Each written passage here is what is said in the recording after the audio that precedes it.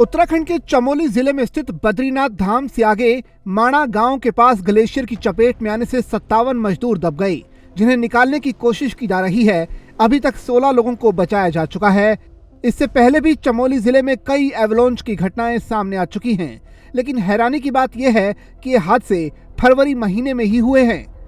साल 2021 में भी रैनी आपदा आई थी, जो फरवरी महीने में आई थी, जिसमें सैकड़ों लोग काल के गाल में समा गए थे, तो करोड़ों रुपयों का नुकसान भी हुआ था।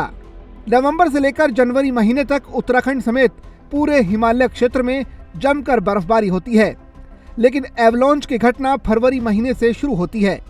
साल 2021 में भी 7 फरवरी के दिन चमोली जिले के जोशीमठ के तपोवन इलाके में रैनी गांव के ऊपर ग्लेशियर फटने से भारी तबाही मची थी, जिसमें ऋषिगंगा और धौलीगंगा नदी में भारी सैलाब आ गया था। सैलाब से ऋषिगंगा पावर प्रोजेक्ट और तपोवन में एनटीपीसी पावर प्रोजेक्ट तबाह हो गया था, जिसके चलते प्रोजेक्ट में काम करने वाले मजदूरों समेत 204 लोगों की जान चली गई थी। इस आपदा के बाद करीब 25 दिनों तक रेस्क्यू ऑपरेशन चलाना पड़ा, जिसमें कई शवों को बाहर निकाला गया। ये आपदा इतनी भयावह थी कि 1 साल बाद तक भी एनटीपीसी की टनल से शव निकलते रहे। वहीं हिमालय क्षेत्रों में एवलांच की घटनाओं पर वैज्ञानिक अपना तर्क दे रहे हैं। वाडिया हिमालय भूविज्ञान संस्थान के रिटायर्ड वैज्ञानिक डीपी डोभाल का कहना है कि ऐसा नहीं है कि एवलांच की घटना सिर्फ फरवरी महीने में होती है, बाकी महीनों में भी एवलांच की घटना होती है। ये बात अलग है कि कुछ घटनाओं को इसलिए याद किया जाता है क्योंकि उनमें काफी जनहानि होती है।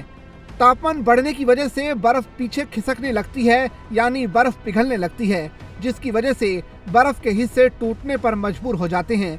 ये इसलिए भी नुकसानदेह होती है क्योंकि इसमें सिर्फ बर्फ ही नहीं बल्कि मलबा और पत्थर भी टूटकर नीचे की तरफ आ जाते हैं।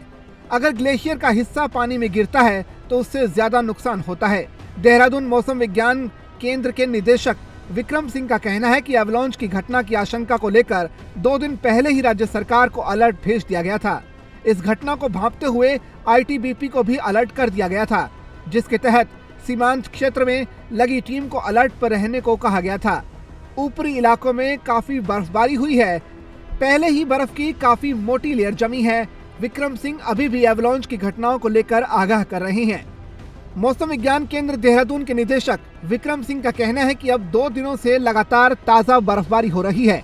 ऐसे में पहले से जमी बर्फ के ऊपर बर्फबारी होती है तो उसका फिसलना लाजमी है, लिहाजा अभी तक ये खतरा टला नहीं है।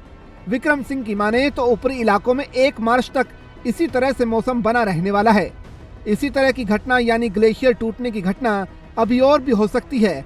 ऐसे में रुद्रप्रयाग, चमोली, पिथौरागढ़, उत्तरकाशी जैसे जिलों में सावधानी बरतने की जरूरत है।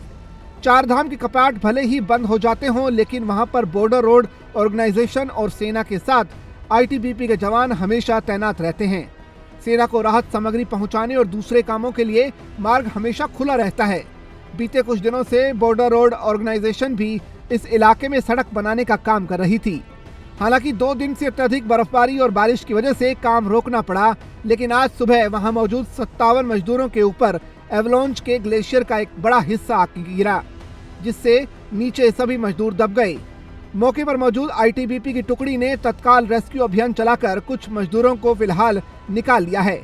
अभी अन्य मजदूरों को निकालने की कोशिश की जा रही है। भारतीय सेना रेस्क्यू युद्ध स्तर पर कर रही है।